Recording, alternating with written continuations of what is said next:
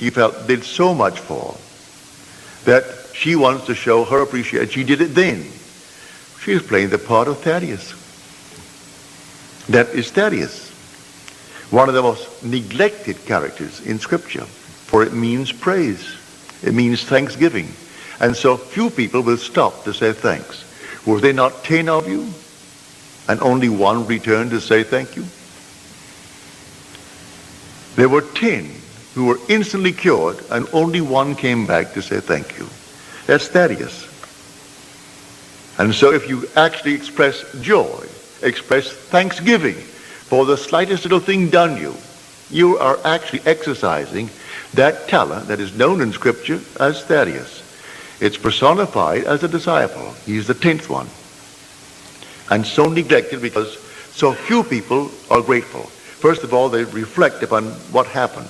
And then they give all praise to the means employed rather than the actual cause of the phenomenon. But here tonight, we are simply presenting Andrew. So I brought you tonight to meet Jesus. I do not point to any being outside of you. Do not look for him in any place. Do not look for him in any place in the world. I point within you to the Lord Jesus Christ.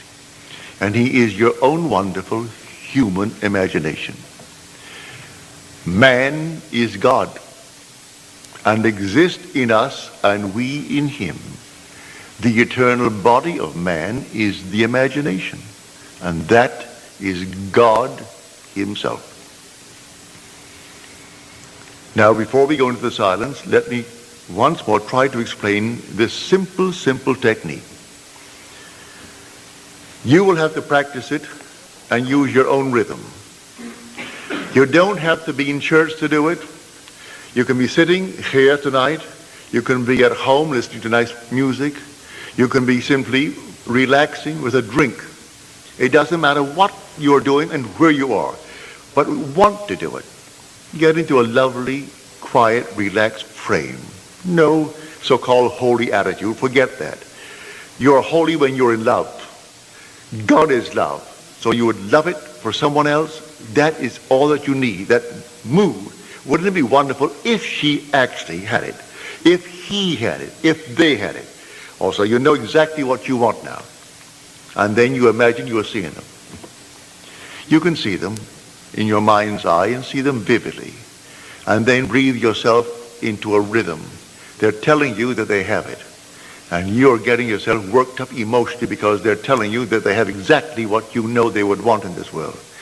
And then you reach a certain point and you explode. Something actually goes out of you. It's power. And you'll read the words, "Who touched me? For I perceive virtue has gone out of me." At that moment, she was healed. Who touched me? And they say what? With the crowd? How could you tell who touched you with this enormous crowd? You know. You did it yourself. You work yourself up into a certain emotional state and then suddenly you explode. And you feel everything go out. And you cannot repeat it. There's no desire to repeat it. It was an actual psychic, sexual act.